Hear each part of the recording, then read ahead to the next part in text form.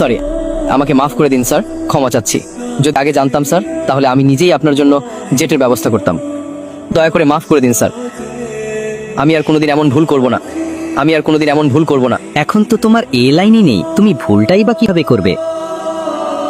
কে এই young master, যিনি শহরের সব থেকে ধনী মানুষকেও মাথা নিচু করতে বাধ্য করলেন? কি তার আসল পরিচয়? সুপ্রভাত স্যার।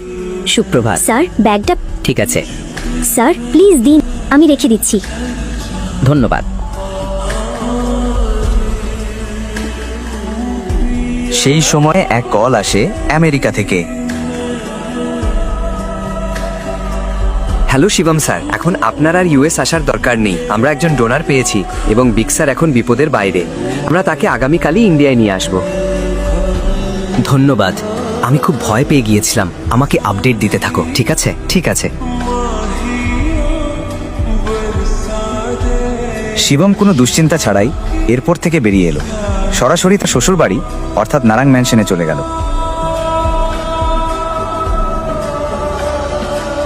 শিবম প্রতিদিনের মতো দৃষ্টির অফিসে গেল, নিজের চিন্তায় ডুবে থাকা অবস্থায়। তার হাতে দৃষ্টির জন্য লাঞ্চ ব্যাগ, কানে ইয়ারফোন। সুপ্রভাত মিশ্রমা, আজ আপনি কেমন আছেন? আজকের দিনটা খুবই সুন্দর, তাই না? হ্যালো, আপনি কেমন আছেন? আপনি